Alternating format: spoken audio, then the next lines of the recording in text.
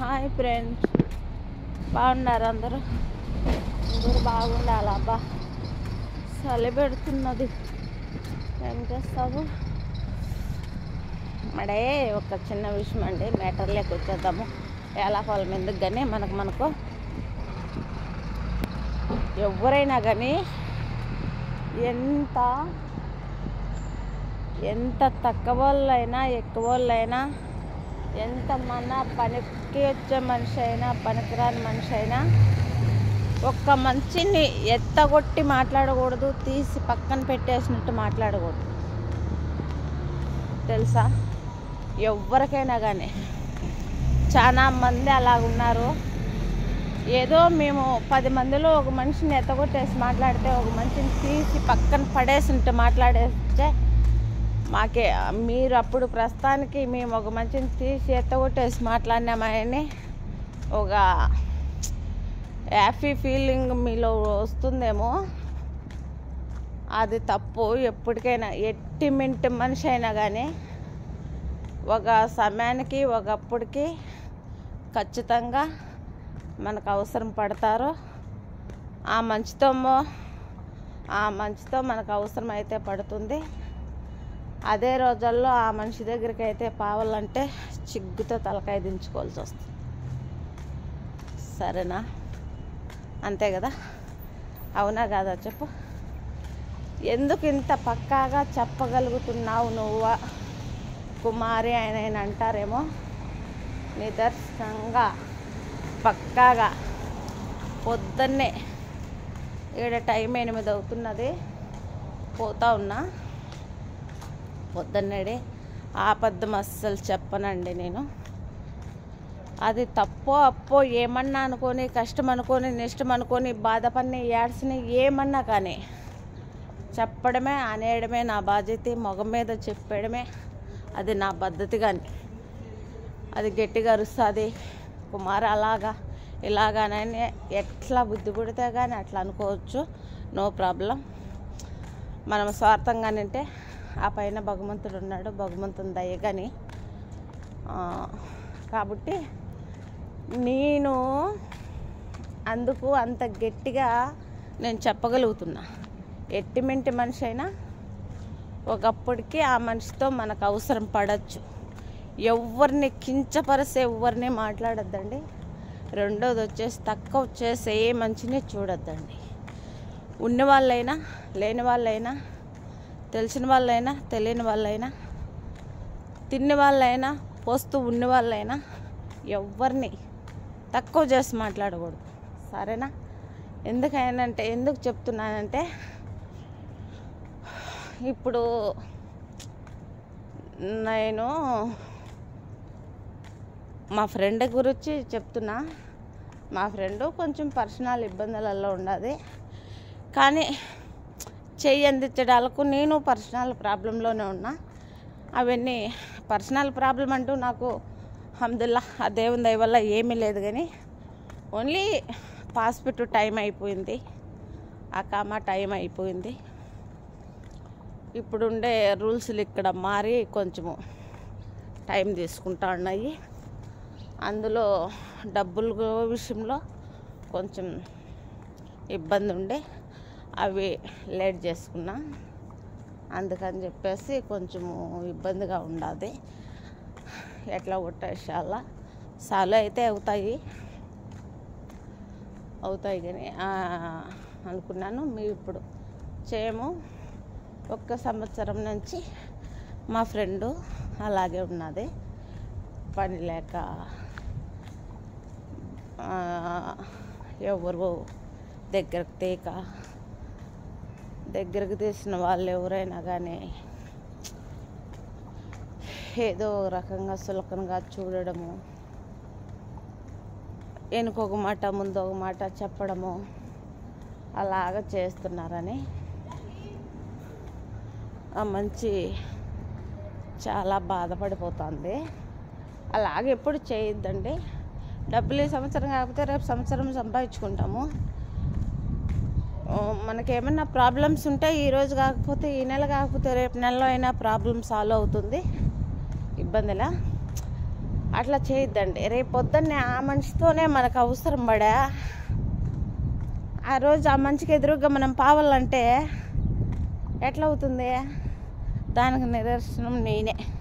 ఎందుకంటే నేను ఇంటి దగ్గర ముఖ్యంగా చెప్తున్నా, నిజం అండి, అబద్ధమైతే అస్సలు కాదు. నమ్మిన వాళ్ళు నమ్మచ్చు, నమ్మిన వాళ్ళు నమ్మకూడదు. ఈ మాటలు విని బాధపడే వాళ్ళు కానీ ఉంటారు. ఎందుకంటే ఈడియాలో చెప్పిందని బాధపడే వాళ్ళు కానీ ఉండొచ్చు అనుకుంటా. నేను ఎంత హీనంగా ఉన్నానో నా అనుకుండే వాళ్ళ దగ్గర అంత హీనంగా బతికానే. నా అనుకుండే వాళ్ళు అంత హీనంగా చూశారు నన్ను. మళ్ళీ పక్కన వాళ్ళు పర్వాలా, అయ్యో పాపం కుమారి పసిబిడ్డ చిన్న చిన్న బిడ్డలు వేసుకొని ఉంది, అయ్యో నన్ను దగ్గరికి పిలిచేవాళ్ళు, అన్నం పెట్టేవాళ్ళు. నేను తినకన్నా నా బిడ్డలకు పెట్టుకుండేదాన్ని లేదు. నా బిడ్డలకు పెట్టిన దాంట్లోనే నేను కొంచెం తినేదాన్ని. ఎందుకంటే నేను తింటే నా బిడ్డలకు పాలు ఇస్తా, నేను తినకన్నా పోతే నా బిడ్డలకు పాలు ఉంటాయి. అట్లా నా బిడ్డలకు పాలు లేక ఎన్నో రోజులు ఏడ్చిన రోజులలో అంత చిన్న బిడ్డలోనే నీళ్లు తప్పుతూ వచ్చాను నేను. ఆ భగవంతుని దయ వల్ల ఏ పడిసిన కానీ ఏ హాస్పిటల్ కానీ ఒక్క కనీసం నా డెలివరీలలో కానీ నా బిడ్డలు ఎగబడినంత వరకు ఒక్క సూదు కానీ ఒక్క హాస్పిటల్ కానీ తెలియదు. అట్లా బతికాను. కనీసము వాళ్ళ మాటలు వీళ్ళ మాటలు విని, ఓపెన్గా చెప్తున్నానండి నేను, వాళ్ళ మాటలు వీళ్ళ మాటలు విని నా తోడ పుట్టిన వాళ్ళే వచ్చి నన్ను పల్లా పొగులు రే తెల్లబాజులు పొగులు పొద్దునొగులు అమ్మాలు పని చేసుకొని వచ్చి, ఆడవాళ్ళు పని చేసుకొని వచ్చి, బిడ్డలు చిన్న చిన్న బిడ్డల దగ్గరకు వచ్చి పెట్టుకొని పచ్చిపులుసు నలుచుకొని తల్లులు బిడ్డలు మంతా అన్నం తింటా ఉండం ముగ్గురము. అక్కడి నుంచి వస్తూ ఉండారు. వచ్చే దాన్ని తినే అన్నము గిన్నె ఇసిరేసి పైన నడవ మీద నుంచి ఈడ్చిని కొట్టిన రోజులు కానీ ఉన్నాయండి నాకు. అంత అగుమానం పడా నేను, అంత అగుమానం పడా. అదే సమయంలోనే ఆ సిచ్యువేషన్లలోనే చచ్చిపోదామని పక్కన ఇసిపెట్టేసిన పాడుపడిపోయిన ఇండ్లు అయితే ఉంటే ఆ ఇంట్లోకి అయితే ఆ ఇంట్లోకి చచ్చిపోదామని పోయి చిన్న చిన్న బిడ్డలు ఒక కోడి పిల్లలు రెక్కల కింద అదుముకున్నట్టు భయపడిపోయి నా బిడ్డలు నా చీర కింద దాగేసుకుంటారు. నా చీర కిందకి నా పాప కింద దాంగుండేస్తున్నారు నా పిల్లలు. భయపడి నా పెద్ద పిల్లడికి చాలా భయము, దాంగుంటున్నాడు నా పెద్ద కొడుకు అయితే. అప్పుడు నేను చచ్చిపోదామనని పోయిందని నా పిల్లలు భయపడుతుంటే, అరే నేను చచ్చిపోదామని పోతుంటే నా పిల్లలు ఒకవేళ నేనేమన్నా చేసుకొని చచ్చిపోతే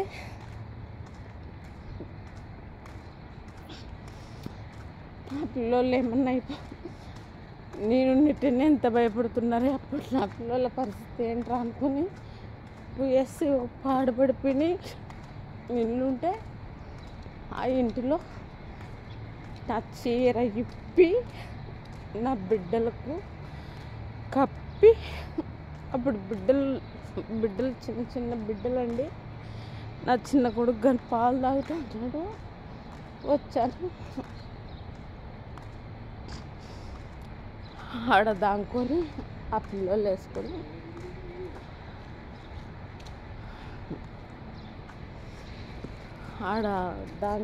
ఆ పిల్లలు ఆడేసుకొని లేచి ఇంటికి వచ్చాను.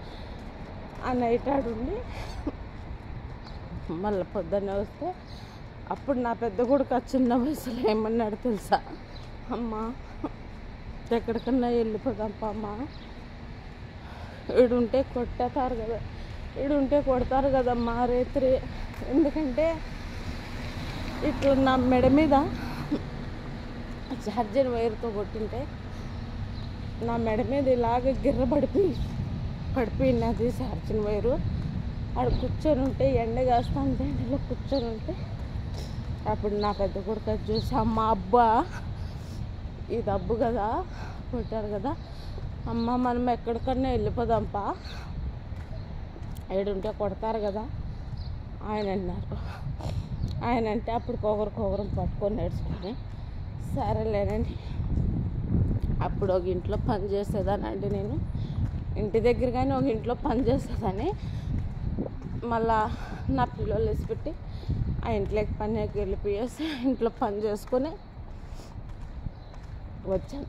ఆ ఇంట్లో పని చేసుకుని వచ్చి అప్పుడు పిల్లలకు అన్నం చేసి పెట్టుకొని తిని పిల్లలు వేసి పెట్టేసి మళ్ళీ నేను నైటు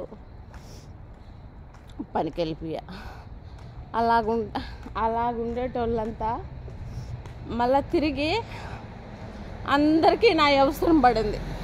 ప్రతి ఒక్కరికి నా అవసరం పడింది. నా అవసరం పడిందని నా దగ్గరికి వస్తే మాత్రము నేను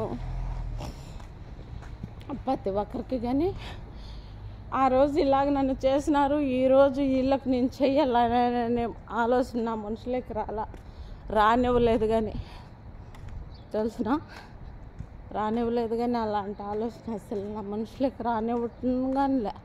ఎందుకంటే కానీ దేవుడు ఉన్నాడు. ఎన్నిసార్లు ఏడ్చుకునేదాన్ని, ఎన్నిసార్లు బాధపడేదాన్ని తెలుసా. అలాంటి వాళ్ళకి అందరికీ ప్రతి ఒక్కరికి నా అవసరం పడింది.